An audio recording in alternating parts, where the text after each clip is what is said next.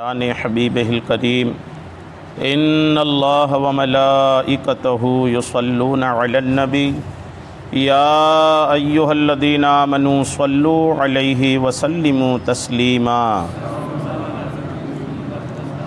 صلی اللہ علی النبی الامی وآلہ صلی اللہ تعالی علیہ وسلم صلاۃ و سلاما علیک یا حبیبی یا کریمی یا محسنی یا رسول اللہ صلی اللہ تعالی علیہ وسلم۔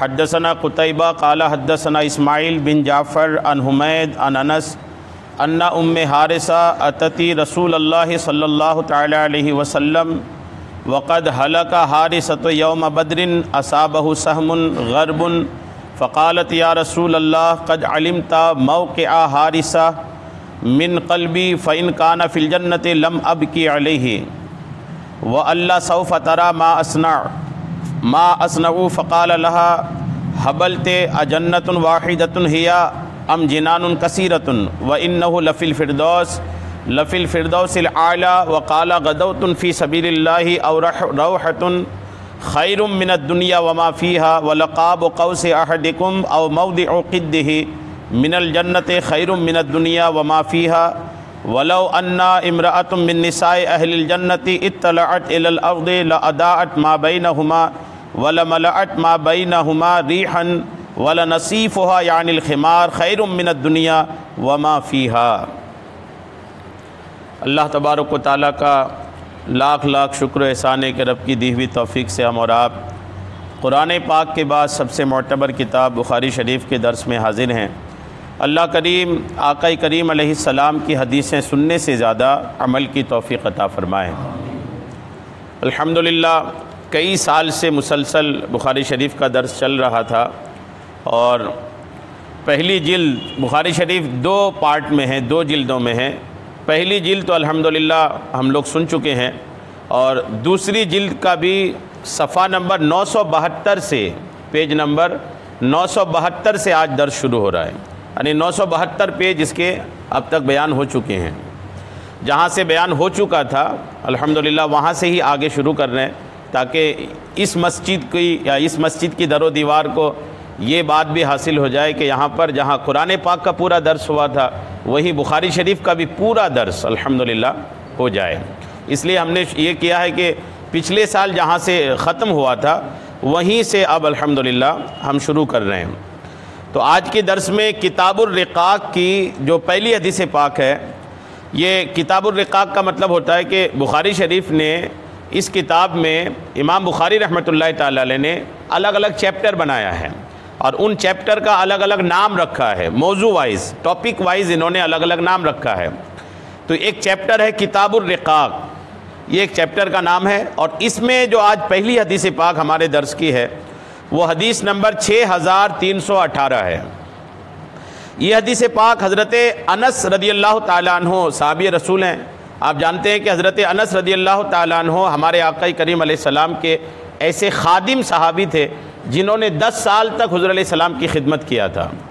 جب یہ پیدا ہوئے تھے تو آپ کی والدہ نے ان کو آقا کریم علیہ السلام کی خدمت میں لا کے پیش کر دیا تھا۔ 10 سال حضور کی خدمت کیے اور حضرت انس کہا کرتے تھے کہ 10 سال تک میں نے حضور کی خدمت کیا، کبھی بھی حضور علیہ السلام نے یہ نہیں فرمایا کہ تم نے یہ کام کیوں کیا یا یہ کام کیوں نہیں کیا، یعنی کبھی ڈانٹ ڈپٹ نہیں تھی۔ 10 سال میں حضور علیہ السلام نے کبھی بھی حضرت انس کو ڈانٹا نہیں۔ ہمارے یہاں بھی ورکر ہوتے ہیں، کام کرنے والے ہوتے ہیں، کام کرنے والیاں بھی گھروں میں ہوتی ہیں، تو لوگ کیسا برتاؤ کرتے ہیں سب کے ساتھ اپنا، لیکن سیرت مصطفیٰ یہ ہے، ہمارے نبی کی اخلاق و عادات یہ ہے کہ اپنے پاس کام کرنے والے جو ہوتے ہیں آقا کریم ان کو ڈانٹ ڈپٹ نہیں کرتے، پھٹکار نہیں لگاتے، محبت سے آقا کریم علیہ السلام ان سے پیش آتے تھے۔ حضرت انس کہتے ہیں کہ ان ام حارثہ کی ماں، حارثہ یہ صحابی رسول ہیں، یہ جنگ بدر میں شہید ہوئے تھے۔ جنگ بدر رمضان کے مہینے میں ہی 17 تاریخ کو ہوئی تھی۔ اسلام کی ایک عظیم الشان جنگ جس میں اللہ کریم نے مسلمانوں کو ایک عظیم الشان فتح بھی عطا فرمایا تھا۔ جنگ بدر یعنی اسلام کی ترقی جو جنگ بدر سے شروع ہوئی تھی نا، پھر وہ پیچھے نہیں ہٹی۔ اسلام کبھی مڑ کے پیچھے نہیں دیکھا، ایک قدم بھی پیچھے نہیں ہٹا، آگے ہی بڑھتا جا رہا ہے اور قیامت تک اللہ نے چاہا تو اسلام آگے ہی بڑھتا جائے گا۔ جنگ بدر میں ایک صحابی تھے حضرت حارثہ، یہ شہید ہوئے تھے. تو اب حارثہ کی ماں حضور کے پاس آئی جنگ بدر ختم ہونے کے بعد. کیوں آئی؟ حدیث یہ کہتی ہے کہ انا ام حارثہ اتت رسول اللہ، حضرت ام حارثہ نے حارثہ کی ماں حضور علیہ السلام کے پاس آئی. وقد ہلک حارثۃ یوم بدر اصابہ سہم غرب، اور حضرت حارثہ یہ صحابی رسول تھے، یہ جنگ بدر میں شہید ہوئے تھے، اور ان کو جو تیر لگی تھی نا وہ اجنبی تیر تھی. حضرت حارثہ جس تیر کے لگنے سے شہید ہوئے تھے وہ تیر اجنبی تھی. اجنبی کا مطلب یہ کہ مسلمانوں نے مارا یا کفار و مشرکین کی طرف سے تیر آئی، پتہ ہی نہیں چلا. تیر آئی، لگی، شہید ہو گئے، لیکن وہ تیر کس نے مارا، کس کی طرف سے آئی، یہ میدان جنگ میں پتہ نہیں چلا. جنگ کا میدان ہے، گہما گہمی کا ماحول ہوتا ہے، اور ظاہر سی بات ہے کہ وہاں جو تشویشناک ماحول ہوتا ہے، کون کیا دیکھتا ہے کہ کون کس طرف سے آ رہا ہے. لیکن ایک ماحول ایسا ہوا کہ حضرت حارثہ کو تیر آئی، لگی، اور وہ تیر سے شہید بھی ہوئے. لیکن تیر کس نے پھینکا، مسلمانوں میں سے کسی کی آ کے لگ گئی یا مشرکین کی طرف سے آئی، یہ کنفرم نہیں ہو رہا تھا. یہ خبر جنگ بدر میں پھیلی، اور جب یہ خبر پھیلی تو یہ خبر حضرت حارثہ کی ماں کو بھی لگی کہ میرے بیٹے کو ایک انجان تیر آ کے لگی ہے اور اسی سے وہ شہید ہوئے ہیں. تو حضرت حارثہ کی ماں کو یہ فکر ہوئی کہ کہیں ایسا تو نہیں کہ میرے بیٹے کو کسی مسلمان کی ہی تیر لگ گئی ہو، اور مسلمان کی تیر اگر لگ گئی تو میرا بیٹا مر بھی گیا اور اسے شہید بھی کا درجہ نہیں ملے گا. مسلمان مارنے سے تو شہید نہیں ہوگے نا. تو آپ کی والدہ کو فکر اس کی نہیں ہوئی کہ میرا بیٹا ختم ہو گیا، فکر یہ ہوئی کہ میرے بیٹے کو شہادت ملی کہ نہیں ملی. اگر مشرکین کی تیر تھی تو الحمدللہ میرا بیٹا شہید ہو گیا، اور اگر مسلمان ہی کی تیر لگی ہے تو میرا بیٹا تو شہید بھی نہیں ہوا، یعنی جان بھی گئی اور شہادت بھی نہیں. اس لیے تفتیش کرنے کے لیے، معاملہ کلیئر کرنے کے لیے حضرت حارثہ کی والدہ حضور علیہ السلام کے پاس آئی. یا رسول اللہ آ کر کے کہی، فقالت یا رسول اللہ قد علمت مواقع حارثہ من قلبی، اے اللہ کے رسول آپ جانتے ہیں کہ میرے بیٹے حارثہ کی محبت میرے دل میں کتنی ہے. میں ماں ہوں، وہ میرا بیٹا ہے، میں نے اپنا بیٹا کھویا ہے، لیکن میں نے یہ سنا ہے کہ میرے بیٹے کو جو تیر لگی تھی وہ ایک انجان تیر تھی، اور جب انجان تیر تھی تو میرے بیٹے کو شہادت کا درجہ ملا بھی کہ نہیں، یا میرا بیٹا جنت میں گیا بھی کہ نہیں گیا ہے. کہنے لگی فَإِن كَانَ فِي الْجَنَّةِ لَمْ أَبْكِ، یا رسول اللہ اگر میرا بیٹا جنت میں گیا ہے تو میں بالکل نہیں روؤں گی، بالکل نہیں روؤں گی. اگر میرا بیٹا شہید ہوا ہے اور وہ جنت میں گیا ہے تو میں بالکل نہیں روؤں گی. اور ساتھ میں کہتی ہے کہ وَإِلَّا سَوْفَ تَرَى، اور اگر میرا بیٹا جنت میں نہیں گیا ہے تو آپ دیکھیں گے کہ میں کیا کرتی ہوں، یعنی پھر میں روؤں گی، بلخوں گی، ماں ہوں میں، رونا آئے گا مجھے کہ میرا بیٹا جان بھی دیا اور جنت میں بھی نہیں گیا. اب یہ آقا کریم علیہ السلام سے اس صحابیہ کا یہ پوچھنا کہ یا رسول اللہ میرا بیٹا جنت میں گیا یا نہیں، اس سے کیا سمجھ میں آتا ہے؟ ہمارے نبی کے صحابیوں کا یہ ایمان اور عقیدہ تھا کہ حضور مدینے میں بیٹھ کر یہ بتاتے تھے کہ کون جنت میں ہے کون جہنم میں ہے. یہ عقیدہ ہو نا. صحابیہ نے، حضور علیہ السلام کی صحابیہ نے آ کر پوچھی یا رسول اللہ میرا بیٹا کہاں ہے، جنت میں یا جہنم میں. مطلب کیا؟ صحابیوں کا عقیدہ حضور کے بارے میں یہ تھا کہ حضور یہی بیٹھ کر بتا سکتے ہیں کہ کون جنت میں ہے اور کون جہنم میں ہے. الحمدللہ. اچھا یہ علم غیب بھی ہے، ایک یہی تو علم غیب ہے نا کہ دنیا میں رہ کر جنت کی خبر دیں، اور وہ بھی جنت کی کسی ایک آدمی تک کی خبر دے دیں کہ وہ بندہ کہاں پر ہے. یہی علم غیب ہے نا. اچھا مزے کی بات دیکھیے، جب وہ عورت آ کر اپنے بیٹے کے بارے میں پوچھی تو حضور نے یہ نہیں فرمایا کہ تم یہ کیا پوچھ رہی ہو، یا جبریل کو آنے دو پوچھ کے بتاؤں گا. نہیں، حضور نے ایسا کچھ نہیں کہا. حضور کیا جواب دیتے ہیں سنیے. حضور علیہ السلام کہتے ہیں کہ فقال لها حبلت، یعنی تمہارا دماغ خراب ہو گیا ہے. آقا نے فرمایا اس عورت سے، اس صحابیہ سے، تمہارا دماغ خراب ہو گیا ہے. اجنت واحدۃ ام ہی جنان کثیرۃ، کیا جنت ایک ہی ہے؟ آقا فرماتے کیا جنت ایک ہی ہے؟ جنت بہت ساری ہے. وَإِنَّهُ لَفِي الْفِرْدَوْسِ، اور تمہارا بیٹا تو جنت الفردوس میں ہے. الحمدللہ. غور کیجئے، یعنی آقا فرماتے ہیں کہ کوئی جنت ایک ہی تھوڑی ہے، اور تمہارا بیٹا تو جنت الفردوس میں ہے. اور جنت الفردوس یاد رکھیے گا، اللہ کریم نے جو جنتیں پیدا کی نا، جنتوں کے درجات ہیں، سینکڑوں درجے ہیں جنتوں کے، اور ساری جنتوں میں سب سے افضل جنت جو ہے وہ جنت الفردوس ہے۔ سب سے افضل جنت جنت الفردوس ہے۔ اچھا، آقا کریم علیہ السلام کے علم غیب کی ایک اور صورت دیکھیے کہ حضور صرف یہی نہیں جانتے کہ جنت میں ہیں، یہ بھی جانتے ہیں کہ کون سی جنت میں ہیں۔ یہ علم غیب اور بڑھ گیا نا۔ ایک ہوتا ہے کہ خبر دے دیا کہ منڈلا میں ہیں، ایک وہ خبر دیا منڈلا میں کس محلے کے کس گلی کے کس کمرے میں کس گھر میں ہیں۔ تو جتنا زیادہ علم ہوگا آدمی اتنا ہی پتہ بتائے گا۔ ہمارے نبی نے خبر یہ بھی دیا کہ جنت میں ہے، اور خبر یہ بھی دیا کہ جنت الفردوس میں ہے۔ تو آج کے درس سے یہ عقیدہ بنا کے چلیے کہ اللہ کریم نے ہمارے نبی کو غیب کا علم عطا فرمایا تھا، اور یہ بخاری شریف کی حدیث بتا رہی ہے۔ اچھا، اس کے بعد آقا فرماتے ہیں، آقا کریم علیہ السلام دیکھیے، آقا فضیلت بتا رہے ہیں، چونکہ ان کا بیٹا جنگ بدر میں شہید ہوئے تھے نا۔ جنگ بدر میں جانا یا کسی بھی جنگ میں جانا مطلب اللہ کے راستے میں نکلنا ہے۔ آدمی اگر جنگ کے لیے گیا، جہاد کے لیے گیا تو فی سبیل اللہ گیا۔ تو حضور کیا فرماتے ہیں دیکھیے، آقا فرماتے ہیں کہ غدوۃ فی سبیل اللہ او روحۃ خیر من الدنیا وما فیہا۔ حضور نے حضرت حارثہ کی ماں سے فرمایا کہ سنو، اللہ کے راستے میں صبح کو نکلنا یا اللہ کے راستے میں شام کو نکلنا خیر من الدنیا وما فیہا، دنیا اور دنیا میں جو کچھ ہے ان تمام چیزوں سے بہتر یہ ہے کہ آدمی اللہ کے راستے میں صبح اور شام کو نکلے۔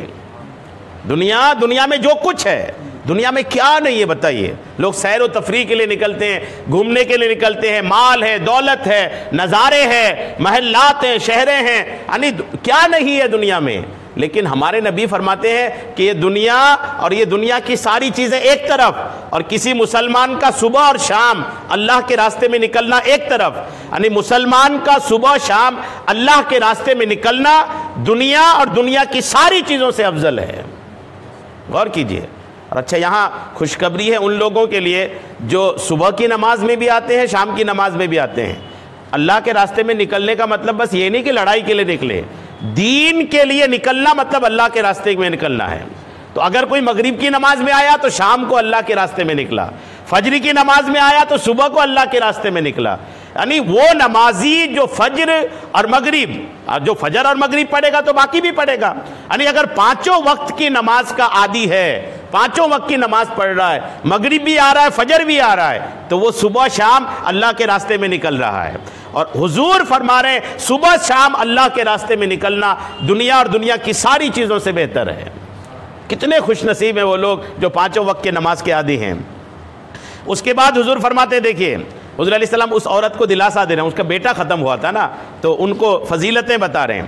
آقا پھر فرما رہے ہیں کہ وَلَقَابُ قَوْسِ أَحَدِكُمْ أَوْ مَوْضِعُ قِدِّهِ مِنَ الْجَنَّةِ خَيْرٌ مِنَ الدُّنْيَا وَمَا فِيهَا۔ حضور فرماتے ہیں کہ تمہارے کاموس یعنی وہ تیر دھنوس رکھنے کی جگہ، کمان جو ہوتا نا کمان، حضور فرماتے ہیں تمہارے کمان رکھنے کی جگہ یا پھر کمان رکھنے کی جگہ میں جتنی جگہ آتی ہے یا تمہارے قدم رکھنے میں جتنی جگہ آتی ہے، اتنی جگہ جنت کی دنیا اور دنیا کی تمام چیزوں سے بہتر ہے۔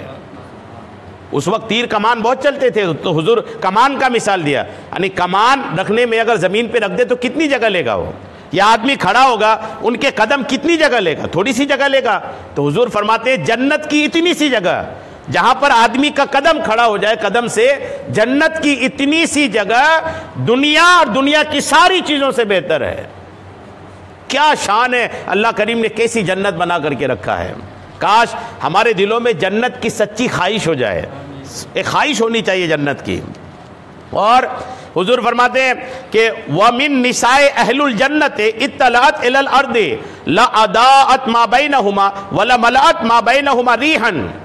حضور فرماتے ہیں کہ اگر جنت کی کوئی عورت زمین کی طرف جھانک جائے، جنت کی کوئی عورت یعنی جنت کی حوریں زمین کی طرف جھانک لے، تو حضور فرماتے ہیں کہ ان کے چہرے کی خوبصورتی کی وجہ سے زمین اور آسمان کے بیچ نور سے بھر جائے۔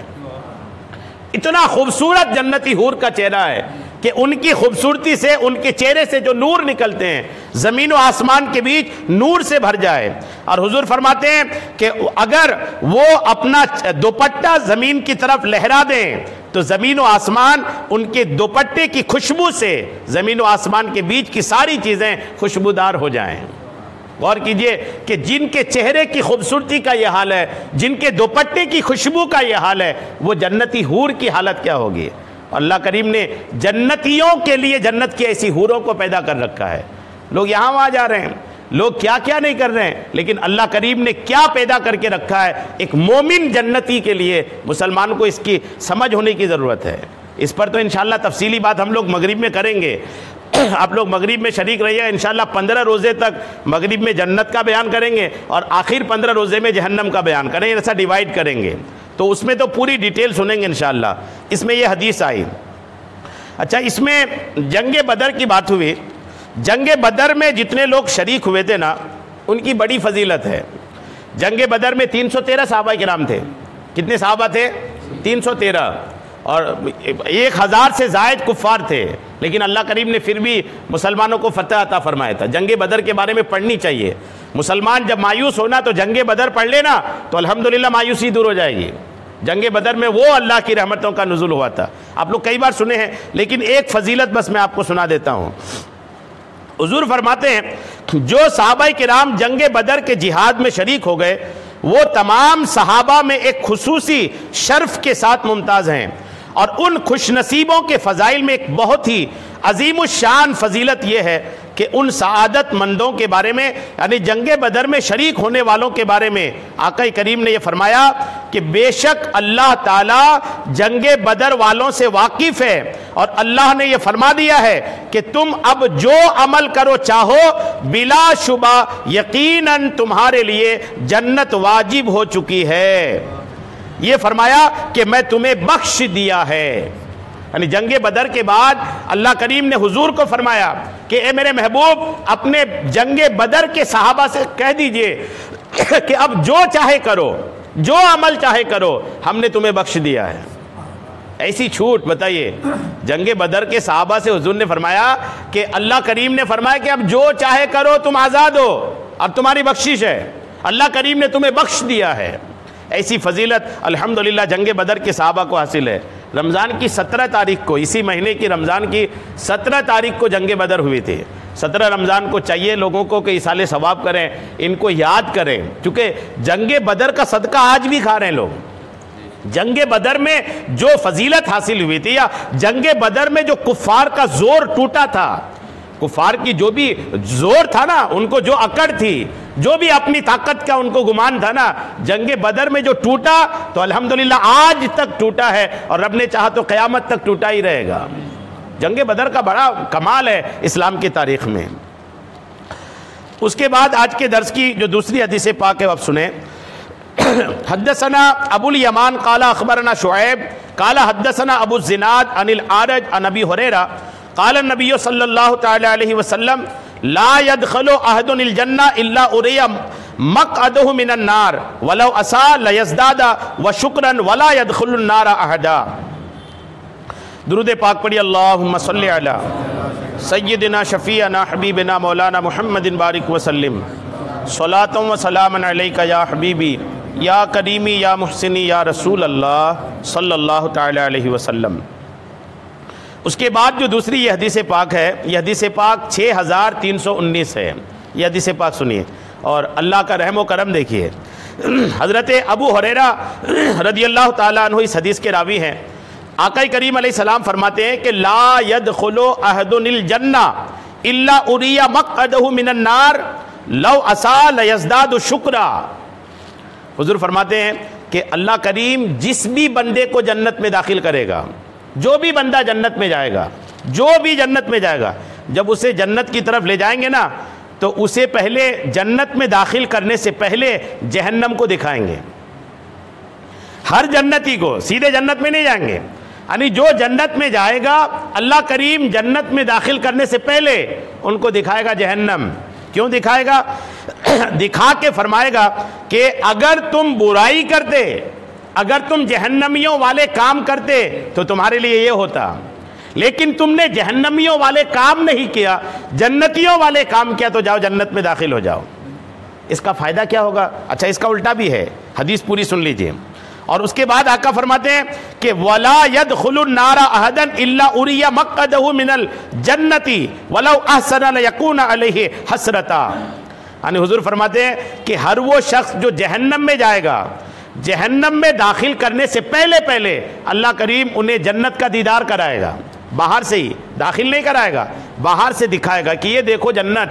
اور جب وہ جنت دیکھے گا نا، اللہ کریم کے فرشتے کہیں گے کہ اگر تو نیک ہوتا، ایمان والا ہوتا تو اس جنت میں جاتا، لیکن تو ایمان والا نہیں ہے، تو جہنمی ہے، تو جاؤ تمہارے لیے جہنم ہے۔ یہ دونوں چیز ہوگی، یعنی جنتی کو جہنم دکھائیں گے داخل ہونے سے پہلے، اور جہنمی کو جہنم میں جانے سے پہلے جنت دکھائی جائے گی۔ کیوں دکھائی جائے گی؟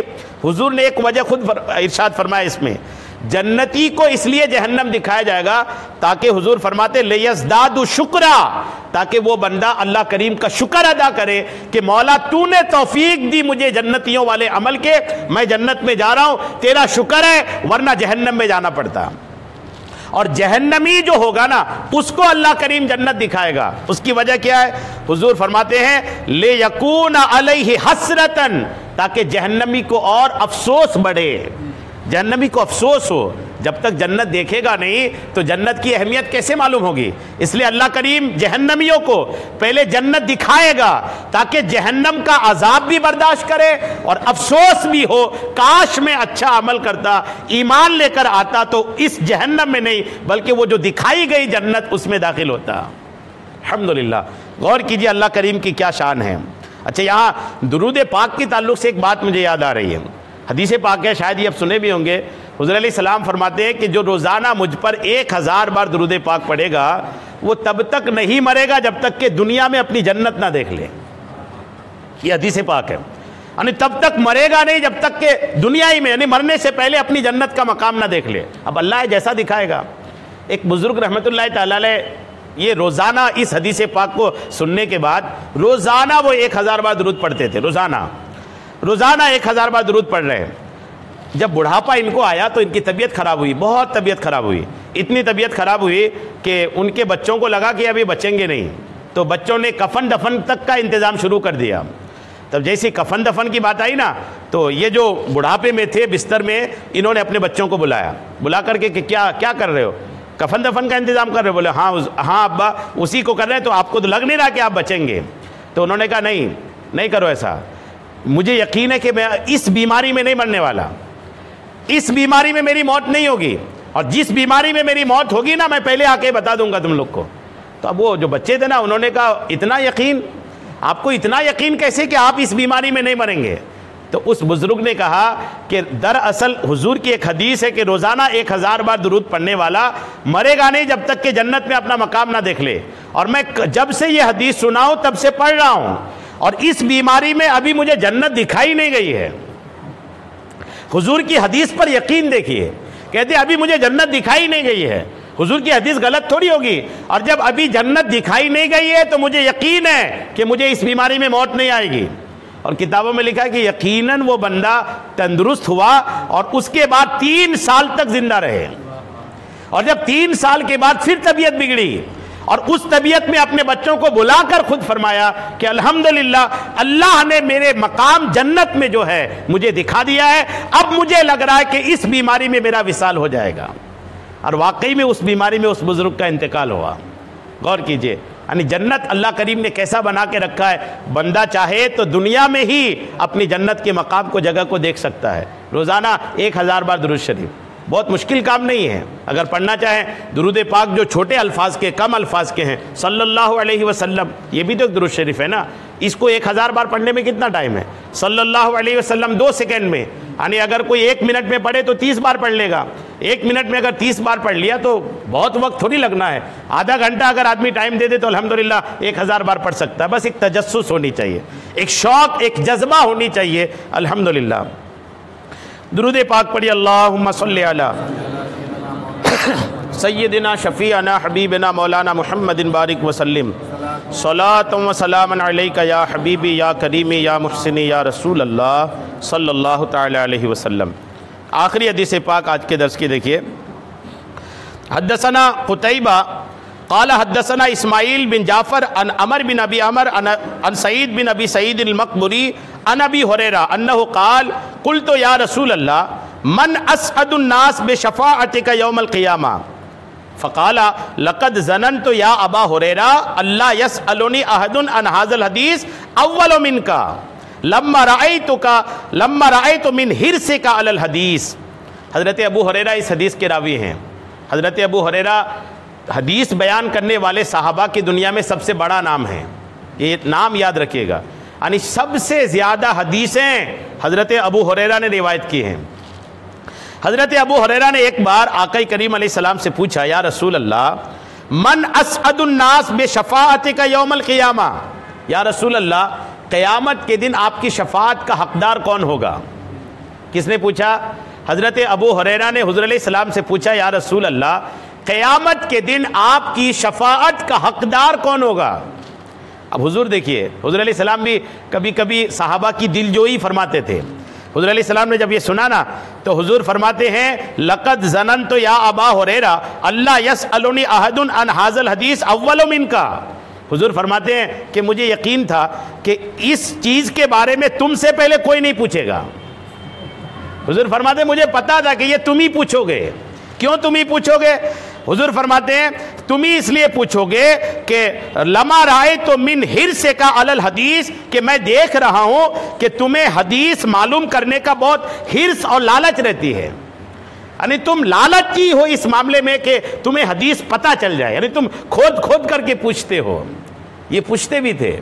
حضرت ابو ہریرہ جو تھا یہ تو آقا کریم علیہ السلام کے پاس پڑے ہی رہتے تھے۔ ان کا یہ ہجرت کر کے آئے تھے، ان کے پاس کچھ بھی نہیں تھا، مکہ شریف سے ہجرت کر کے مدینہ آئے تھے، مدینے میں کچھ نہیں تھا، ان کا گھر بار زمین جائیداد کچھ بھی نہیں تھا۔ جب کچھ بھی نہیں تھا تو یہ ہر وقت حضور کے پاس ہی رہتے تھے، غریب صحابی تھے، ہر وقت حضور کے پاس رہتے تھے، اور جب ہر وقت حضور کے پاس رہتے تھے تو حضور علیہ السلام کے ساتھ ان کا جو ایک معاملہ تھا محبت کا، لگاؤ کا، تعلق کا، تو یہ ایک ایک چیز حضور علیہ السلام سے پوچھتے تھے۔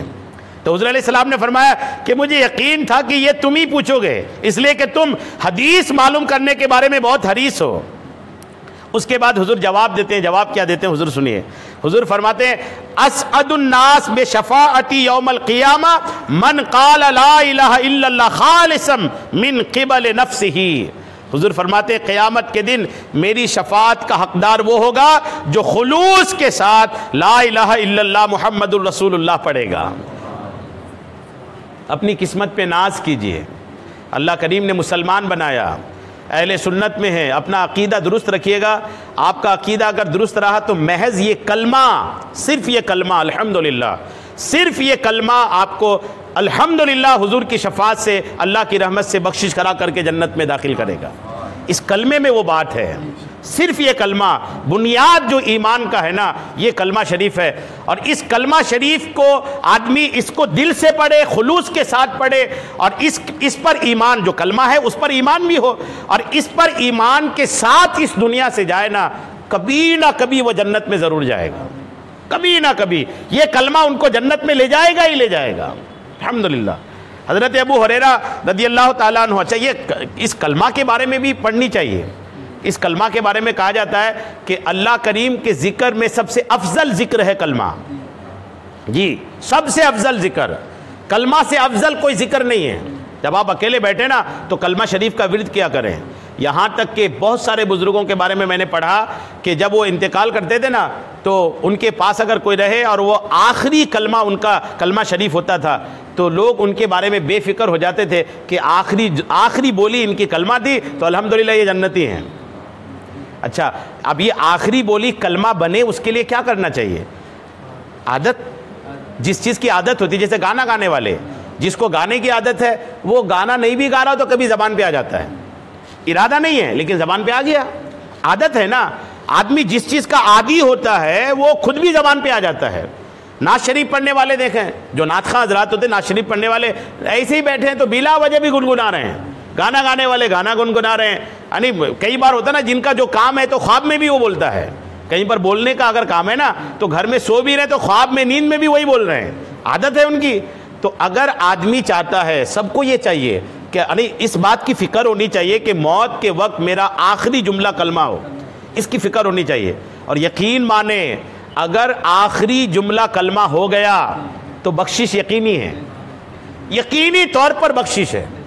اس لیے مرنے والا، جب یہ لوگ یہ آدمی فیلنگ کے اعتبار سے تیار نہیں ہوتا، لیکن صحیح بات یہی ہے کہ آپ کے پاس اگر کوئی مر رہا ہے، آپ کا کوئی اپنا ہے یا کوئی بھی ہے کہ ایک مسلمان ہے مر رہا ہے، تو اس وقت اگر آپ ان کو کلمہ پڑھا دے پائے نا، تو پوری دنیا کی دولت ان کے سامنے لا دینے سے بہتر ہے وہ، اگر اس وقت کلمہ پڑھ لیے. یعنی اگر آپ کو ظاہر سی بات ہے کسی کی طبیعت خراب ہوتی ہے تو لگتا ہے کہ نہیں اب یہ بچیں گے نہیں، تو کوشش یہ کرنی چاہیے کہ ان کے پاس کلمہ شریف کا ورد کریں، آجو باجو لوگ بیٹھے ہیں کلمہ شریف کا ورد کریں. یا وہ مرنے والے جو ہے نا، عموماً جب موت کا وقت ہوتا ہے اس وقت آدمی کچھ حد تک چرچرا ہو جاتا ہے، کچھ حد تک وہ ایسا ہو جاتا ہے کہ چیزیں ان کو اچھی نہیں لگتی، کیونکہ ان کو بھی یقین ہوتا ہے کہ میں دنیا چھوڑ کے جا رہا ہوں. اور جب موت آنے والی ہوتی ہے نا، تو ایک نیچرلی یہ بات ہے کہ دنیا میں رہنے کی خواہش بڑھ جاتی ہے. یہ ایک نیچرلی بات ہے کہ مرنے والا موت کا استقبال بہت کم کرتا ہے. مرنے والا موت کے وقت بھی چاہتا ہے کہ میں کسی طرح بچ جاؤں اور دنیا میں اور کچھ دن رہ جاؤں. تو اس وقت تھوڑا مزاج چرچرا ہوتا ہے، لیکن یہ کہ کوشش کر کے، یا وہ مرنے والا دنیا میں جس سے بہت زیادہ لگاؤ تھا، ان کی بیٹی ہے، بیوی ہے، بچے ہیں، وہ بڑے پیار سے سہلا کر کے کلمہ شریف پڑھا دیں. یقین مانے کہ اگر آخری جملہ آپ نے کلمہ دے دیا نا ان کو، تو الحمدللہ آپ یقین مانے کہ اب اس سے بہتر کچھ نہیں ہے مرنے والے کے لیے. تو کوشش کرنی چاہیے کہ مرنے والا کوئی بھی اگر مر رہا ہے نا، تو اس کے سامنے کلمہ شریف کا ورد کریں. حضرت ابو ہریرہ کا آپ نے سنا نا، حضرت ابو ہریرہ رضی اللہ تعالیٰ عنہ کا، کہ یہ حدیث بہت زیادہ نہیں، یہاں تک کہ حضور نے فرمایا کہ مجھے یقین تھا کہ تم ہی پوچھو گے، اس لیے کہ حدیث تم ہی زیادہ یاد کرنے کی طرف آتے ہو. 2-3 باتیں ان کے بارے میں سنیے. حضرت سیدنا سعید اور ابو سلمہ رضی اللہ تعالیٰ عنہما سے روایت ہے کہ حضرت سیدنا ابو ہریرہ رضی اللہ تعالیٰ عنہ نے فرمایا، تم یہ کہتے ہو کہ ابو ہریرہ حضور کی بہت حدیثیں روایت کرتا ہے. حضرت ابو ہریرہ چونکہ حدیث بہت روایت کرتے تھے، تو لوگ حضرت ابو ہریرہ کے بارے میں یہ بولتے بھی تھے کہ یہ تو بہت حدیث بیان کرتے ہیں، اتنا تو کوئی بھی بیان نہیں کرتا. تو حضرت ابو ہریرہ نے ایک بار اس کو کلیئر کیا کہ تم لوگ کہتے ہو کہ ابو ہریرہ بہت حدیث بیان کرتا ہے، تو سنو اس کی وجہ کیا ہے. وجہ اس کی یہ ہے کہ تم یہ کہتے ہو کہ ابو ہریرہ حضور کی بہت حدیثیں روایت کرتا ہے، جبکہ مہاجرین اور انصار ابو ہریرہ کی طرح حدیث روایت نہیں کرتے. تو کہتے ہیں دراصل بات یہ ہے کہ میرے مہاجرین بھائی تجارت میں مشغول رہتے تھے. میرے اور جو دوست تھے، حضور کے اور صحابی تھے، تجارت، بزنس، کام دھندے، وہ سارے لوگ اس میں بھی رہتے تھے. اور میرے انصار یعنی مدینے کے جو میرے بھائی تھے، وہ اپنے مال دولت میں بھی رہتے تھے. جبکہ میں، حضرت ابو ہریرہ کہتے ہیں، جبکہ میں ایک مسکین آدمی تھا. مسکین سمجھتے ہیں؟ جن کے پاس اگلے وقت کا بھی کھانا نہیں ہو. یعنی میں ایک مسکین آدمی تھا، میرے پاس کچھ بھی نہیں تھا. جب میں پیٹ بھر جاتا تو ہمیشہ حضور کی صحبت میں رہتا. کہیں سے بھی پیٹ بھر گیا تو ہو گیا، میرا کام ہو گیا، اور پیٹ خالی ہونے تک میں حضور کے پاس ہی رہتا تھا اور حضور کی صحبت میں رہتا. جب مہاجر اور انصار صحابہ غائب ہوتے تو میں حضور کی بارگاہ میں حاضر رہتا، اور جب وہ حدیث بھول جاتے تو میں اسے یاد رکھتا تھا. یعنی اور لوگ بھول جاتے لیکن میں حدیث یاد رکھتا تھا. یہ حدیث ان کی یاد رکھنے کا واقعہ بھی بہت مشہور ہے. یہ شروع میں بھول جاتے تھے، آپ کو یاد ہو، میں یاد دہانی کر دیتا ہوں. شروع میں ان کو بھولنے کی عادت تھی، یعنی حضور سے حدیث سنتے تھے، بھول جاتے تھے. حضور کے پاس آئے، یا رسول اللہ حدیث تو آپ بتاتے ہیں، سنتا تو ہوں لیکن بعد میں بھول جاتا ہوں. تو حضور علیہ السلام نے فرمایا بھول جاتے ہو؟ حضور نے فرمایا اپنی چادر بڑھاؤ. حضور نے فرمایا اپنی چادر کو بچھاؤ. انہوں نے چادر کو بچھایا.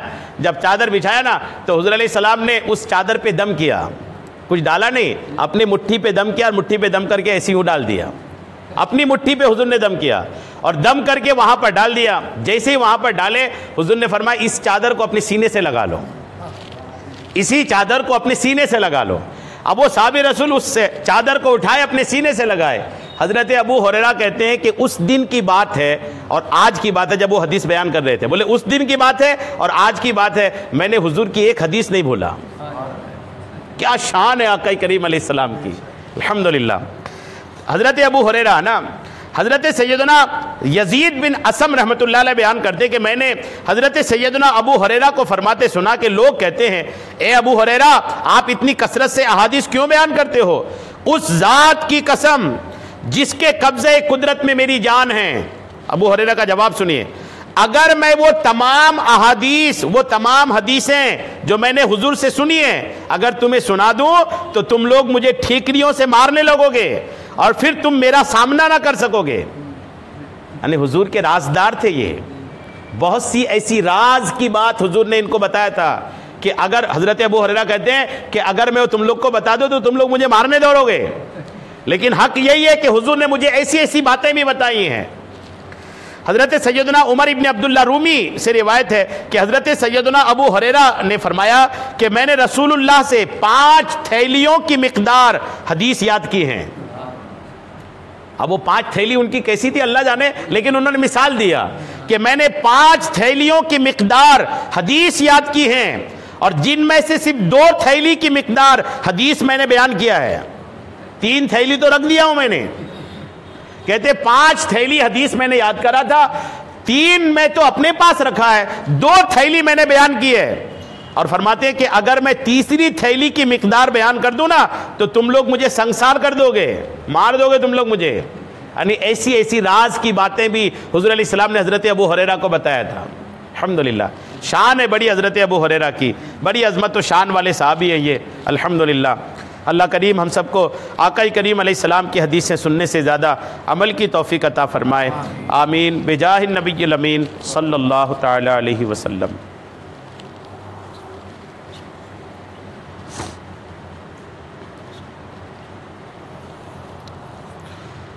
قال اللہ تبارک و تعالی فی شان حبیبہ الکریم، ان اللہ وملائکتہ یصلون علی النبی یا ایہا الذین آمنوا صلوا علیہ وسلموا تسلیما۔ صلی اللہ علی النبی الامی وآلہ صلی اللہ تعالی علیہ وسلم، صلاۃ و سلام علیک یا رسول اللہ۔ سبحان ربک رب العزۃ عما یصفون وسلام علی المرسلین والحمد للہ رب العالمین، بحق لا الہ الا اللہ محمد۔